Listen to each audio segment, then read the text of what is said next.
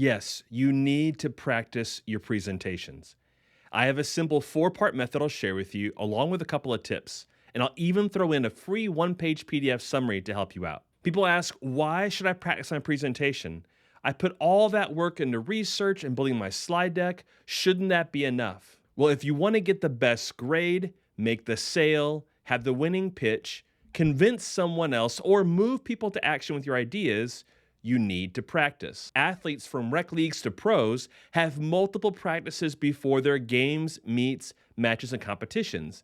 It's not that that sport is new to them, it's that they want to be well prepared to execute and perform when the time comes, and especially in front of an audience. They often watch film of themselves and their opponents. They work with coaches and teammates, and the best put in extra individual effort to prepare. So yes, whether you are a student, teacher, business professional, pastor, or any other kind of person who has to give a presentation, you and I need to practice. Okay, if the best presentation will only be delivered by presenters who practice, then how should we practice to get the best results? I have a simple method I recommend. Think of it as 4 fundamentals and 2 tips. First of all, step 1, record yourself.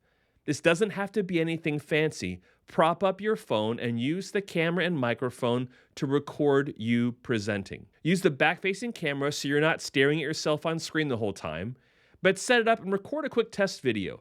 Make sure you can see from the bottom of your feet to the top of your head and as far left and right as you're going to move when you actually present. The idea is that you want to see how are you going to move, your facial expressions, your body language. All those things can be evaluated and improved, but you have to capture it on the phone first. So record a quick video, say something really short, the alphabet, your name, introduce yourself, then go back, hit stop and watch the video. If the phone is too close, scoot it further back.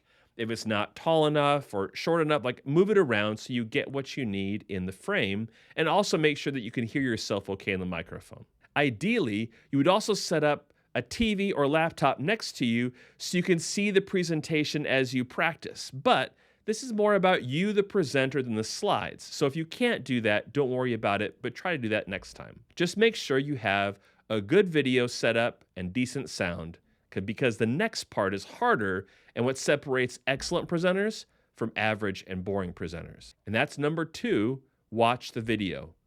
Plug in headphones or earbuds and listen closely as you watch. Ideally, share the video to a large screen computer or play it on a TV.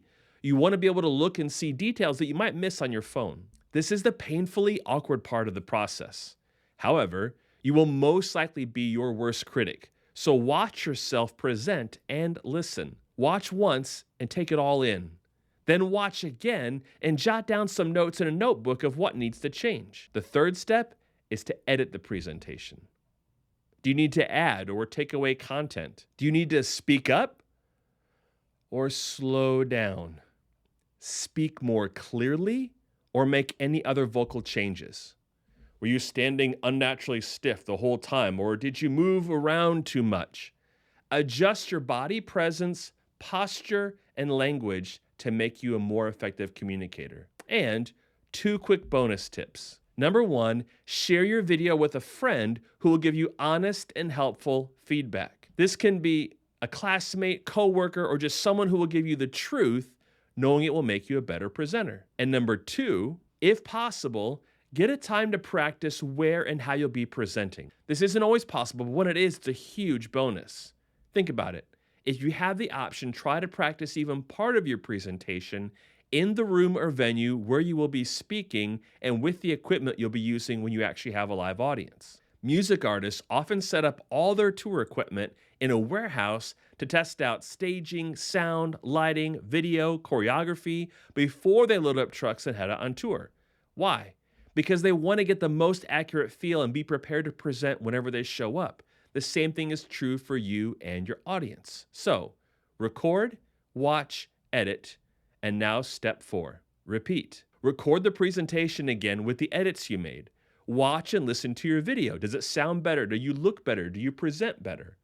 If more edits need to be made to you or the presentation, then make those, and then practice delivering it all over again, recording it, watching it, and making those edits. When you hear this, you may ask a question, usually phrased in one of the following ways. How much do I need to practice? How many times do I need to practice my presentation before I give it? Or how long should I practice? Some people ask that question because they want to know the minimum that's required of them. Well, if you're going for the minimum, you're not going to be an effective presenter. But I'm going to assume that you aren't asking because of that, because you don't want to be average. I'm going to assume that you're asking these questions because you want to stand out from the crowd and be an excellent, effective presenter. In that case, the answer to all those questions and their variations is the same. Practice until your worries are pretty much gone and you're calm and confident to deliver your presentation. Now, keep in mind, this is not about memorizing your presentation. A memorized presentation sounds fake and can come across more like someone quoting lines than someone presenting to a live audience. You want your presentation of any size to come across more like a conversation than just a monologue. It's about being comfortable with the content, delivery, and visuals so you can give the presentation well no matter what happens. And so you can be free to respond to your audience and your body language and what you say and your speed and the tone of your voice. And all that can happen when you're calm and confident. I always say that you should feel prepared enough so if you were to lose your notes and the technology didn't work for your slides to be presented, that you could still give the presentation confidently. Now, would it be as good? Probably not. If you design a good slide deck, especially with quality visuals, it enhances what you have to say and makes your presentation more effective. And notes keep us on track and focused, making sure we remember important details and key words or phrases. But if you are prepared to give your presentation in a worst case scenario, imagine how much better your presentation will be when you do have your notes and the technology does work to show your slide deck. It reminds me of an old saying. There's an old quote that says, if I had 4 hours to cut down a tree, I'd spend 3 of them sharpening my axe. It's kind of strange, so follow me here. The person was basically saying, I'd spend more time sharpening my axe than I would need to cut, because you're working smarter, not harder. A sharper axe will cut more and faster than a dull one. With presentations, this is not about time working on the slide deck, although that's important. This is related to practicing the presentation itself, sharpening you, the presenter. Record, edit, watch, repeat. It's that simple and it's that hard. And if you'd like a little one-page reminder of these tips, you can use the link in the video description to download this PDF. There's even a QR code on there to take you back to this video for future reference. And I created it in kind of sketch note style using a great tool I like called Sketch Wow. If you like this handout and want to use it to make things for yourself or your audience, I've also included a link in the description for Sketch Wow itself. Start practicing your presentations. No matter what your audience size or situation, you'll become confident and a convincing presenter.